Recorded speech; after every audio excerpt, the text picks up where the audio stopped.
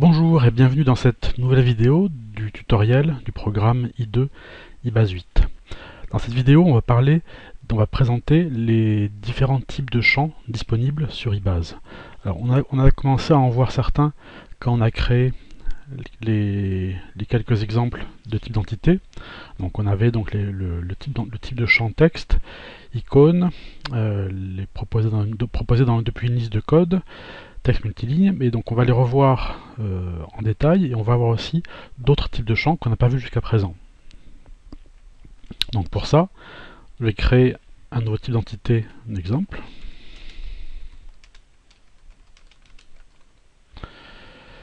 Je vais prendre voilà, câble foncé. Ok. Voilà.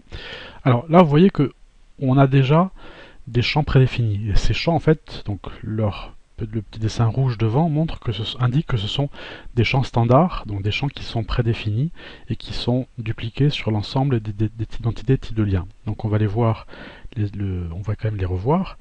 Le premier champ, c'est la date de création. Donc le type de champ, c'est enregistrement, date et heure de création. Il va contenir, comme son nom l'indique, la date et l'heure à laquelle l'enregistrement a été créé. Cette information va être automatiquement renseignée par IBase la première fois et elle ne sera jamais changée, modifiée. Donc c'est un champ qui restera toujours tel quel. Pareil pour ce deuxième champ, dont le type de champ est enregistrement créé par utilisateur, qui va indiquer qui a créé l'enregistrement. La date et heure de dernière modification, qui sera renseignée toujours par IBase automatiquement, et qui va indiquer quand l'enregistrement a été modifié la dernière fois, et le suivant c'est qui l'a modifié en dernier. Donc toujours renseigné automatiquement par IBase. Donc là, pardon, c'est celui-là, donc le qui a modifié en dernier l'enregistrement. Après, donc il y a le type de champ enregistrement identifiant interne entre parenthèses ID. Donc là, c'est chaque enregistrement dans IBase a un identifiant unique qui permet à IBase de pouvoir le retrouver, de pouvoir le traiter. Et donc ces champs-là ne vont pas vous être très utiles dans la majorité des cas, mais ça peut être toujours intéressant de les avoir ou de les afficher. Dans le cas où vous souhaitez pouvoir faire des exports, et dans les exports, vous pourrez exporter à ce moment-là cette donnée qui est aussi en mode lecture seule. Le champ commentaire, qui n'est pas un champ prédéfini en quelque sorte, du même style que enregistrement date de création. Donc là, le champ commentaire, c'est un champ de texte multiligne que j'avais ajouté dans le champ standard parce que j'ai pensé que ça pouvait être intéressant d'avoir un champ commentaire pour l'ensemble des types d'entités, types de liens. Donc on va revoir un petit peu après à quoi correspondent les types de champs texte multiligne. Et puis j'avais rajouté aussi donc un champ de type code de classification de sécurité. On verra un petit peu après à quoi ça sert. En gros, ça permet de définir une valeur de code de classification, donc en gros une valeur en quelque sorte de confidentialité pour un enregistrement, qui va permettre de dire que seuls les utilisateurs qui ont un niveau d'habilitation égal ou supérieur au niveau de l'enregistrement pourront voir cet enregistrement. Les personnes qui auront un niveau d'habilitation inférieur ne pourront pas voir l'enregistrement. Donc on va rajouter un nouveau champ et on va voir donc la liste. Donc on va les faire un par un, on va voir la liste de tous les types de champs possibles. On va commencer par le premier. Donc le premier nom, pardon, c'est parce que le premier c'est code de classification de sécurité. En sachant que on ne peut pas avoir deux fois deux fois un champ avec le type code de classification dans un type d'entité, donc en fait on ne pourra pas l'avoir. Donc on va passer au suivant qui est le champ coordonnées. Là, donc on va l'appeler champ coordonnées.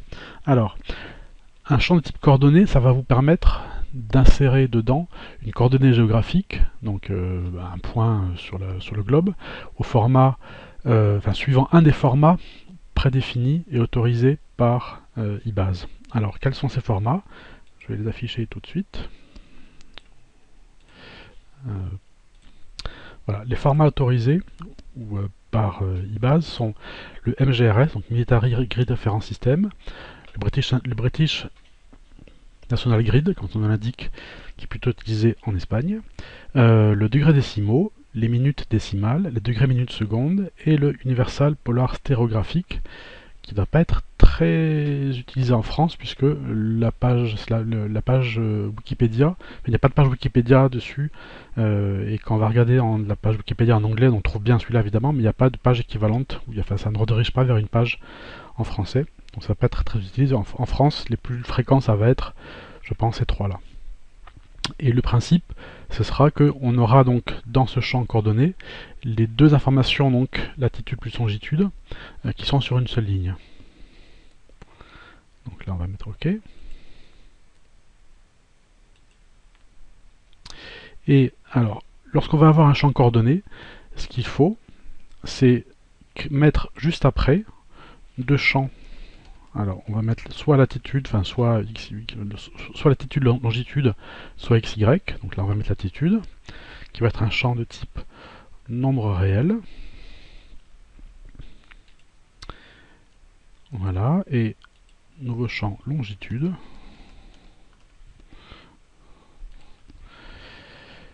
Nombre réel aussi. Voilà. Alors, à quoi sert le fait d'avoir ajouté donc, ces deux champs latitude-longitude juste après le champ coordonné? Ça va servir parce que eBase va vous proposer la conversion d'un format géographique donc au niveau de type champ coordonné, donc avec les deux informations, donc le XY sur une seule ligne, vers un champ latitude et un champ longitude. Et inversement, ça va vous permettre de faire la conversion des deux valeurs latitude-longitude vers une valeur champ coordonné, donc sous un des formats qu'on a vu donc précédemment. Donc c'est important en fait, quand on crée un champ coordonné, d'avoir juste après les deux champs, donc latitude, longitude ou XY, comme peu importe le nom, enfin peu importe le nom, il vaut mieux que le nom soit quand même parlant, qui soient tous les deux définis sous forme de nombres réels. On continue, donc coordonnées, date,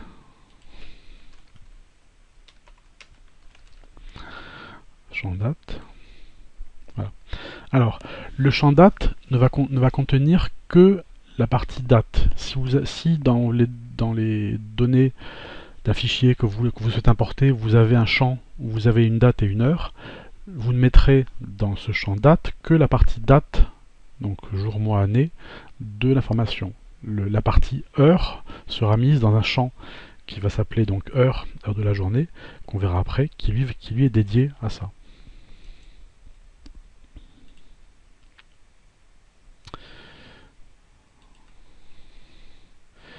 Date calculée.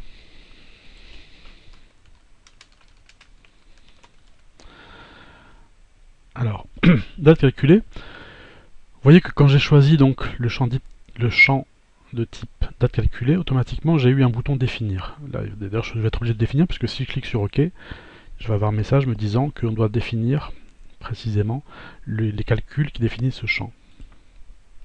Donc je vais cliquer sur définir. Voilà. Et donc un champ de type date calculée, ça va servir à quoi? Ça va en fait vous permettre de faire des opérations d'ajout et de soustraction, donc plus et moins, sur une date. Alors soit donc on va prendre une date et on va rajouter n jours, n mois, n années, soit on va prendre une date et on va rajouter ou enlever une autre date. D'accord? Donc, alors un exemple qu'on pourrait faire par exemple, c'est dire, voilà, je vais prendre ma date de dernière modification et je vais ajouter 2 années. Alors ça va servir à quoi? Ça va servir à pouvoir trouver assez rapidement, en cherchant donc sur le champ, donc là qui s'appelle le champ date calculée, d'avoir tous les enregistrements pour lesquels la date de dernière modification est supérieure à 2 années. Donc là, enfin, donc ok. Donc là, par exemple, si on va avoir la date de la notification le 1er juin 2013, à ce moment-là, donc le champ, la valeur du champ date calculée sera le 1er juin 2015, puisque 2013 plus 2 ans, ça fait 2015.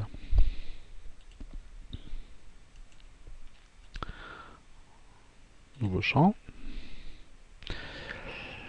Devise. Alors, un champ devise va contenir des données financières.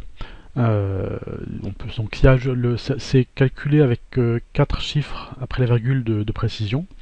Et ça va vous permettre en fait d'importer des données donc, financières, donc des montants, positifs ou négatifs, soit sous la forme simplement de nombres, donc avec un signe plus ou moins devant, donc avec une virgule style moins 35,32 euros, pardon, moins 35,32, soit la possibilité aussi de rentrer des données avec la devise qui est associée donc à l'environnement Windows. Donc en France, ça va être l'euro. Donc vous allez pouvoir mettre 325,50 euros, donc euro pas euro, mais c'est avec le sigle euro. Et donc le sigle à ce moment-là ne sera pas vu comme étant un texte, mais comme étant le sigle de la devise. Dans le cas où vous souhaitez pouvoir travailler avec plusieurs devises différentes, si vous souhaitez pouvoir mélanger des montants en euros, en dollars, ainsi de suite, à ce moment-là, ce qu'il faudra faire plutôt, c'est créer un deuxième champ de type proposé dans une liste de code ou sélection dans une liste de code, dans lequel vous allez mettre une liste de devises, donc euros, dollars, livre anglaise, ainsi de suite, livre sterling, ainsi de suite, et vous mettrez dans le champ devise que la partie numérique du montant, et dans le champ qu'on peut appeler devise, alors il ne faut pas mélanger avec le type devise, dans le champ devise, vous allez mettre par contre le sigle ou les trois lettres du code de la devise, donc EUR pour euro, ainsi de suite, USD pour dollar, ainsi de suite. Donc il faut vraiment faire attention, dans le cas où vous allez traiter des montants avec, ou des valeurs numériques avec des devises différentes, si vous voulez mélanger donc des dollars, des euros, ainsi de suite, il faut bien créer un champ à côté qui va indiquer quelle est la devise du montant associé. Parce que sinon, si on mélange des euros et des yens, au niveau des calculs, ça ne sera pas bon du tout. Donc champ devise, ok. Format de visualisation, devise. C'est bon, ok. Nouveau champ. Document.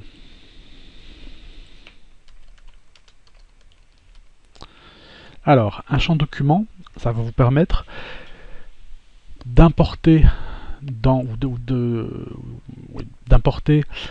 la fiche ou dans la fiche de l'enregistrement un document, donc un fichier, qui peut être un document, par exemple Word, Excel, du texte, ou ce qu'on veut, qui pourra être ouvert après par l'utilisateur, à condition évidemment qu'il a bien le programme pour ouvrir le document en question. Alors on peut mettre dans le champ document des images, même si c'est pas très conseillé, parce qu'il y a un champ dédié pour les images qui va s'appeler dont le type c'est justement un type image. Donc il vaut mieux limiter ce champ de type document à principalement ça va être des documents Word, Excel, du CS, enfin du PDF, ainsi de suite. Et on verra aussi que lorsqu'on utilise la fonction de recherche 360, à ce moment-là, donc l'index de recherche 360 va aller indexer l'ensemble des contenus de la base de données qui sont dans les champs de documents. À ce moment-là, quand on fera une recherche sur un terme, il ira chercher aussi dans les documents, et donc il remontera les documents dans lesquels se trouve ce terme.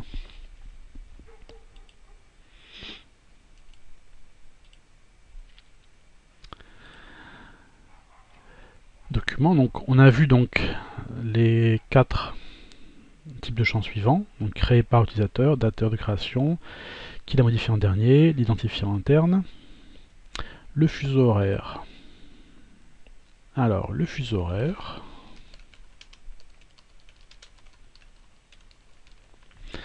ça va vous permettre d'indiquer quand vous allez importer une date et une heure dans un enregistrement, ça va vous permettre d'indiquer quel est le fuseau horaire.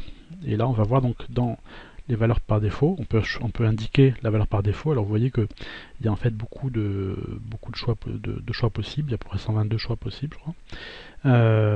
Et celui pour la France, c'est Amsterdam, Berlin, Berne. Voilà. Ok.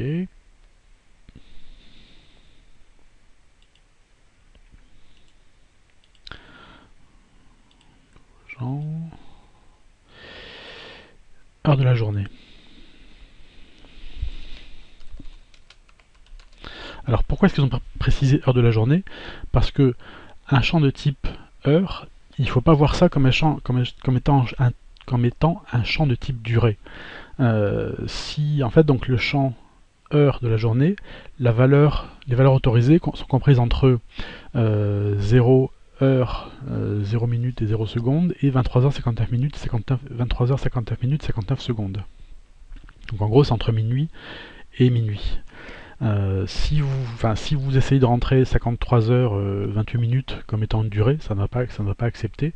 Et surtout, le principe n'est pas de rentrer une durée, mais le principe c'est de rentrer une heure de la journée.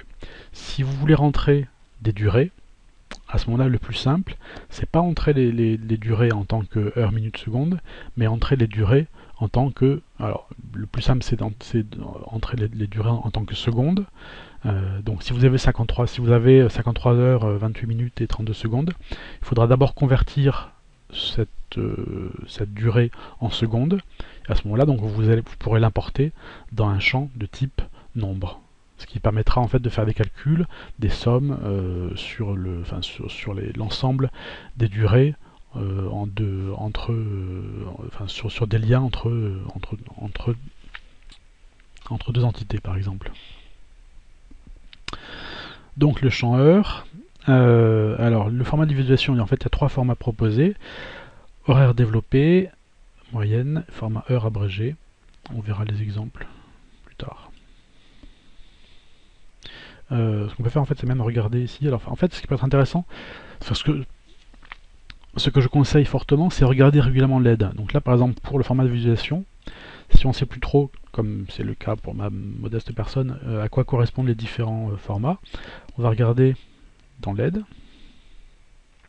Alors l'aide en ligne, il faut savoir c'est que c'est en anglais.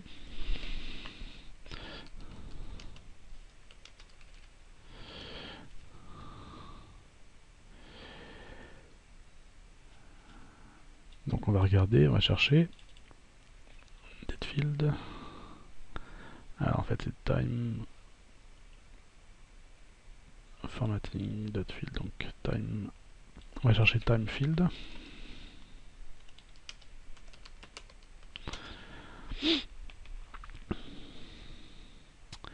Time fields, voilà. Et on voit donc justement formatting times. Donc en fait ça indique que le format correspond au paramètre régional de Windows. Donc, en fait, il y a 3 formats. Ces 3 formats-là se correspondent donc au format de visualisation Windows. Donc on va laisser le format horaire développé. Ok. Nouveau champ. Icône. Donc un champ de type icône, on l'a déjà vu quand on a créé le type d'identité personne, puisqu'on a défini le champ sexe comme étant un champ de type icône. Le principe étant, si la valeur est homme, à ce moment-là on va afficher une icône homme. Si la valeur est femme, à ce moment-là on va afficher une icône femme. Et si la valeur est anonyme, on va afficher une icône intermédiaire, donc une icône avec, sans visage précis. Là on peut prendre comme exemple, on va choisir notre exemple. On va dire par exemple que c'est pour les véhicules. Véhicule au pluriel. Donc on va créer une nouvelle liste d'icônes. Donc là en fait par défaut il me propose la seule liste d'icônes qui est présente. Pardon, j'en avais déjà créé une, excusez-moi. Donc on va regarder la liste les icônes véhicules. On va regarder plus tard, tout de suite, à quoi ça correspond. Blablabla. Ok. Donc, à quoi correspond la liste d'icônes véhicules? Voilà, donc on a camion, moto et voiture. On peut rajouter d'autres types d'icônes éventuellement, mais en général, pour les véhicules, c'est suffisant. Donc on revient à mon type d'entité. Donc on était au champ de type icône. Image. Alors, un champ de type image va contenir des fichiers images, comme son nom l'indique, qui peuvent être au format soit du JPEG classique, soit du PNG, soit du BMP. Alors BMP, c'est pas très recommandé parce que c'est un format qui est assez lourd en poids pour une qualité qui n'est pas forcément très bonne. Donc le plus simple, c'est le JPEG ou le PNG. On peut mettre plusieurs champs de type image dans un type d'entité ou un type de lien. Pour les types d'entité, le premier champ image, s'il est renseigné, l'image qui est à l'intérieur va servir comme icône quand on va envoyer l'enregistrement sur le graphe. Donc typiquement, pour les personnes, vous allez mettre la photo d'identité de la personne. À ce moment-là, quand on va envoyer l'enregistrement vers le graphe, ça va être la photo d'identité de la personne qui va s'afficher sur le graphe et non pas l'icône du petit bonhomme ou de la petite bonne femme habituelle. Et juste aussi, c'est dans le champ image, on peut mettre des grosses images, mais c'est pas forcément très utile. Si vous avez une photo d'identité d'une personne qui fait 800 kg octets, c'est pas très intéressant. Une image de quelques dizaines de kilooctets, c'est largement suffisant pour envoyer l'information sur le graphe. Donc ça peut être utile d'alléger un petit peu la photo ou les photos avant de les importer. Nouveau champ. Image, lien, hypertexte.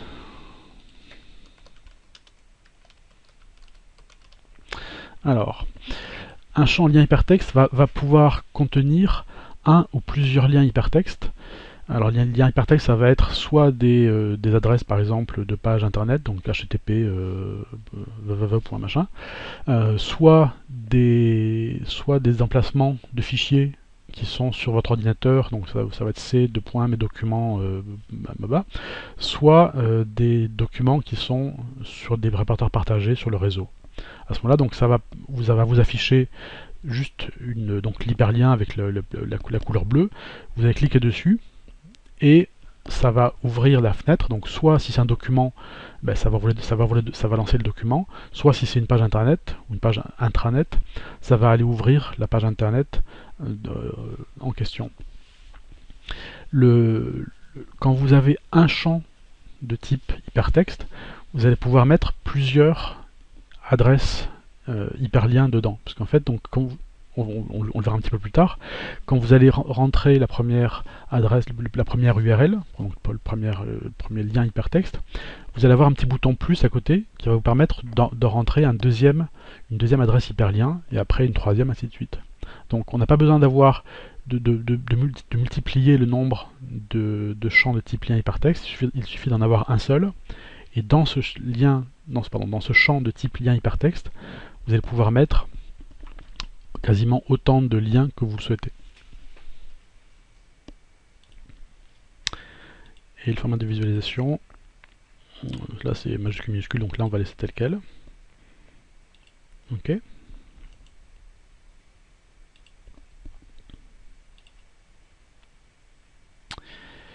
Mise à jour d'utilisateur, donc ça on l'a vu, ça c'est le champ standard, c'est qui a modifié en dernier l'enregistrement. Après le champ nombre.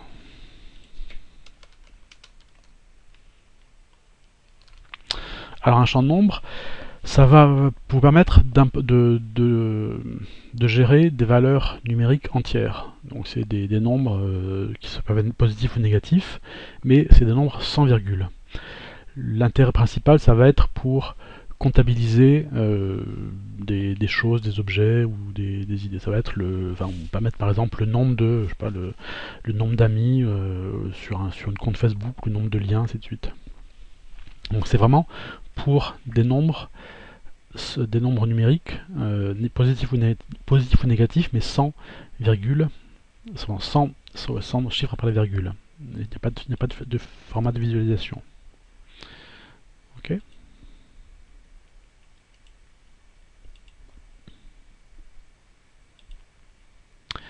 Nouveau champ, nombre calculé.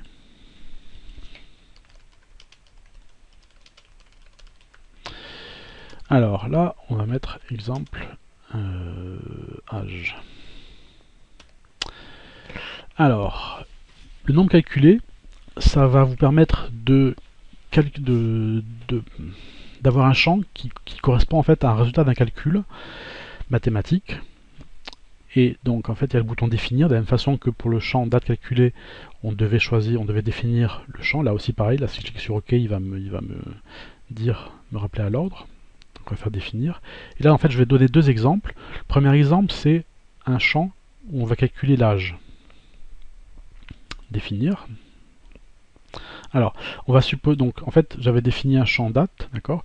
On va supposer que le champ date, d'ailleurs on va le renommer juste après, on va définir que le champ date correspond à la date de naissance de la personne. À ce moment-là, donc pour avoir l'âge, ce qu'on va faire, c'est qu'on va faire ici la date de l'heure actuelle, moins la valeur du champ date, donc que je vais renommer tout de suite que je vais renommer juste après en date de naissance. Pardon, c'est pas. Oui. Donc c'est la date de l'heure actuelle moins le champ date et donc le résultat, on va le diviser par 365,25, qui est donc le nombre de jours en une année, puisque le résultat de la date et heure actuelle moins la valeur du champ date sera un résultat en nombre de jours. Et nous, ce qu'on veut, c'est un résultat en année. Donc on divise le nombre de jours par 365,25, pardon, et je veux arrondir le résultat à 0 décimale après la virgule pour pas avoir il a 45,2 ans. Ok. Ok. Donc là je vais juste renommer le champ date, je vais mettre champ date entre parenthèses, date naissance. Ok. Et là si je reviens là-dessus, je fais définir. Donc il m'a bien pris en compte la modification. Donc la valeur là de mon champ, la valeur du calcul qui est effectué par le champ calculé, le nombre calculé, c'est donc la date et heure actuelle, moins la date et donc la date de naissance, le résultat divisé par 365,25 arrondi à 0 décimale. Ok. Ok. Et on va faire juste un deuxième exemple. On va dire par exemple, on va créer un compte qui va s'appeler prix hors taxe, qui va être un champ de type nombre réel. On va voir juste après le nombre réel, mais en gros, le nombre réel, ça va vous permettre ou un champ, on va dire un champ de devise, on l'a déjà vu, un champ devise, voilà. Ok. Donc la valeur du champ prix hors taxe, qui est un type de champ devise. Je vais créer maintenant un nouveau type de champ qui va s'appeler prix. J'imagine que vous avez deviné, prix TTC. Je vais dire que la valeur sera que le type sera un nombre calculé. Voilà. Et je vais définir la valeur de ce champ en disant que c'est la valeur du champ prix hors taxe multiplié Alors, donc je peux multiplier éventuellement par un champ, d'accord? Mais là, c'est pas ce que je vais faire, c'est que je vais multiplier par 1,2 pour avoir donc le prix TTC, et je veux arrondir à 2 décimales après la virgule. Ok. Prix TTC, donc là on va mettre champ nombre calculé, exemple, prix hors taxe. Prix TTC, pardon. Voilà. Donc il y a deux exemples de champ nombre calculé. Donc il y a l'âge, qui est un calcul par rapport à une date, et le prix hors taxe, le prix TTC, qui est un calcul par rapport à un champ de type devise. Nouveau champ. Et bien, donc on a fait donc calculer. Maintenant on va faire donc le nombre réel.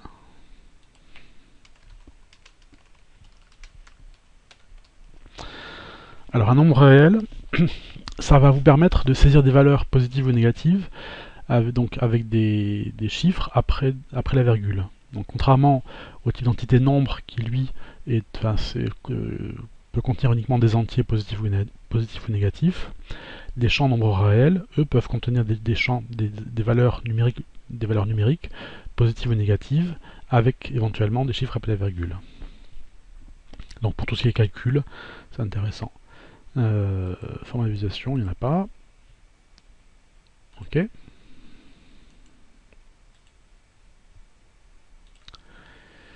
Nombre réel. Oui. Après donc le champ de type oui-non. Alors un champ de type oui-non, d'accord. Alors on voit que donc là il propose forcément une valeur par défaut. Alors c'est non par défaut. Un champ oui-non qui va être en fait un champ booléen, donc qui va contenir vrai ou faux, oui, non, 0, 1, enfin, dans lequel on va pouvoir mettre les valeurs oui, non, vrai, faux, ainsi de suite. Ça va être représenté sur IBase, enfin, sur l'interface IBase par une case à cocher. Si la case à cocher si la valeur est non, la case sera vide. Si la valeur est oui, la case, il y aura un petit V, enfin une espèce de petit V noir dedans. Donc c'est intéressant pour tous les champs pour lesquels ça peut répondre à une question oui ou non, ou vrai et faux, ainsi de suite. Du style, je sais pas, est-ce qu'il est de droitier, est-ce qu'il est droitier ou gaucher. Donc évidemment, enfin, si la question c'est droitier, à ce moment-là, on a plutôt tendance à mettre vrai, à mettre oui comme valeur par défaut, parce qu'il y a plus de droitier que de gaucher. Donc voilà. Nouveau champ. Donc on a fait oui non. Donc après le champ partie date calculée.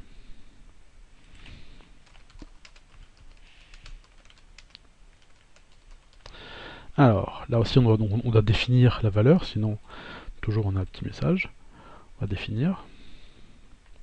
Et là on va en fait devoir sélectionner une date qui va être soit la date actuelle, soit une des dates, soit un des champs de type date. Donc là on a date de naissance, date calculée, date de création, ainsi de suite.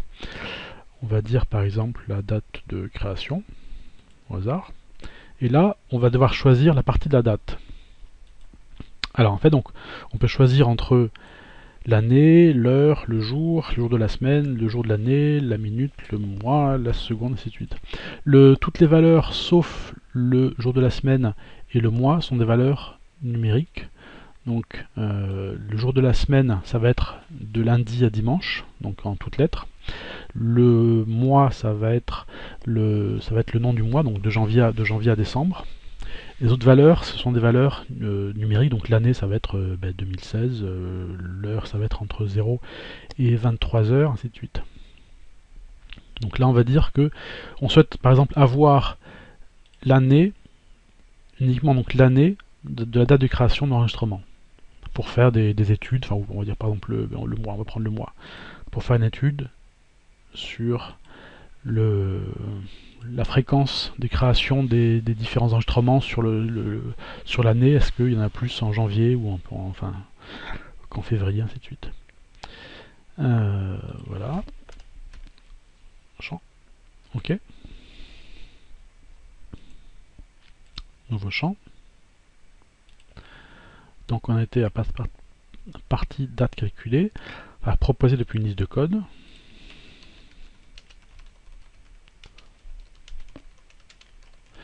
Alors ça on l'a vu déjà pour le champ nationalité pour les personnes. Ce que ça va faire, c'est ça va proposer, en fait on va donc devoir définir une liste de code, parce que forcément, comme c'est proposé depuis une liste de code, forcément on doit ici associer, on doit définir une liste de code, dans laquelle on va mettre une série de valeurs, et alors le type de champ proposé depuis une liste de code, ça va donc afficher une liste déroulante pour l'utilisateur, avec en premier une valeur blanche, donc en fait on n'est pas obligé de saisir une valeur, mais le fait d'avoir choisi proposer depuis une liste de code, ça va permettre à l'utilisateur de saisir manuellement une valeur qu'il veut rentrer dans ce champ. Typiquement, donc, pour le champ pays, si on a défini les 10 pays principaux, s'il veut rentrer un pays qui n'est pas dans la liste, il va pouvoir le rentrer.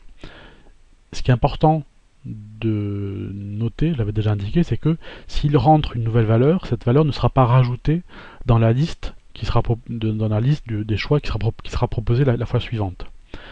Si par exemple dans la liste des pays il n'y a pas la Norvège, s'il rentre la Norvège, la prochaine fois que soit lui soit un autre utilisateur voudra choisir une liste de pays, il n'y aura pas la Norvège. D'accord ? Donc il va devoir ressaisir manuellement le pays qui n'est pas dans la liste. Et on peut définir donc une valeur par défaut. Là, il va chercher évidemment dans la liste des pays, donc des pays de la nationalité. Donc là, par exemple, on va dire que par défaut, on suppose qu'on va gérer quasiment que des Français, donc enfin une majorité de Français, pas que des Français, une majorité de Français, donc on va définir la valeur par défaut français. Ok. Nouveau champ. Sélection dans la liste de code.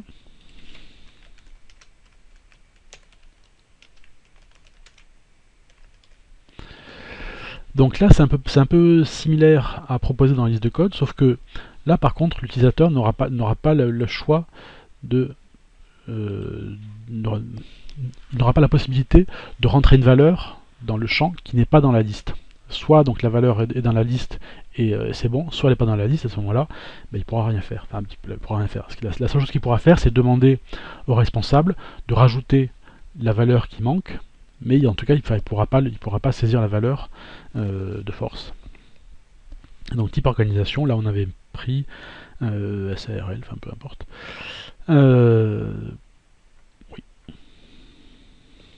Donc il faut bien comprendre la différence entre sélection dans la liste de code et proposer dans la liste de code. Proposer, l'utilisateur est libre de rentrer une nouvelle valeur qui n'est pas dans la liste. Et sélection, par contre, là c'est le choix est limité et voilà.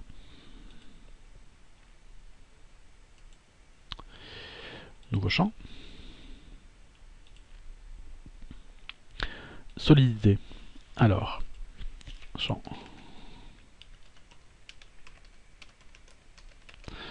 Alors, contrairement à ce qu'on pourrait penser, c'est pas lié au lien. D'ailleurs, ce champ de type, les champs de type solidité ne sont proposés que pour les types d'entités. Alors, ça va servir lorsqu'on va afficher l'entité sur le graphe en format ligne de thème et non pas en format icône. En fait, quand on affiche un enregistrement, donc une icône sur un Notebook en format ligne de thème, on va avoir donc l'icône et un trait horizontal qui va être au niveau de l'icône. Et en fait, donc ce trait, le type de ce trait va être défini par la valeur du champ de type solidité. Si on ne met pas ce champ-là, donc par défaut c'est un trait plein, d'accord. Le fait d'avoir ce champ de type solidité, ça va permettre d'indiquer que le trait va être soit un trait plein, soit un trait pointillé, soit un trait haché, donc un petit trait, un espace, un petit trait, ainsi de suite. Voilà. Donc c'est vraiment ce champ-là de type solidité, c'est vraiment uniquement pour l'affichage en format ligne de thème des icônes. Ok.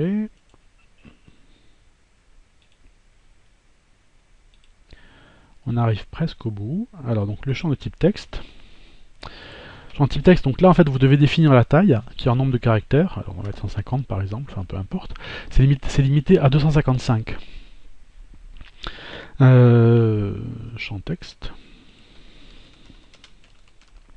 Ce qu'il faut savoir, c'est que ça peut contenir des alphabets, donc des mots en caractère évidemment latin, mais aussi en caractère, en fait ça peut contenir des caractères Unicode, donc ça peut contenir des caractères cyrilliques, du chinois, de l'arabe, du russe, de ce que vous voulez. Tant que le texte est en Unicode, ça va être accepté par ibase. Et donc on avait vu aussi que le format de visualisation peut être majuscule, minuscule, et premier lettre majuscule. Et je reviens juste sur la possibilité d'importer des données dans des alphabets non occidentaux. Ça gère aussi les alphabets donc d'écriture de droite à gauche, donc l'alphabet arabe et japonais. Enfin en gros, donc tous les alphabets dans notre écriture est inversée. Ça le gère aussi. Champ texte, ok.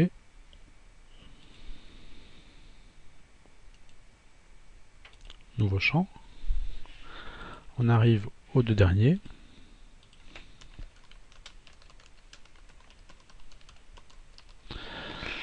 Alors le champ de texte multiligne, il va vous permettre de saisir du texte un petit peu au kilomètre, donc ça va être intéressant pour des champs de type description ou des champs de type commentaire dans lequel vous allez mettre du texte, vous allez taper du texte, blablabla. Enfin, donc, là vous n'êtes pas limité à une seule ligne de texte,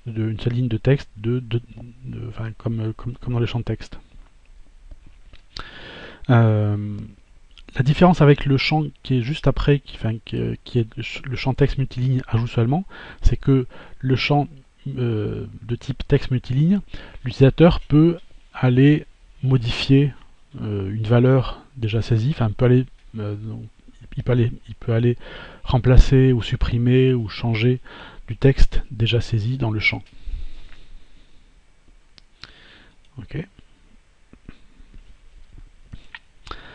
Alors que le dernier type de champ qui est texte multiligne ajout seulement,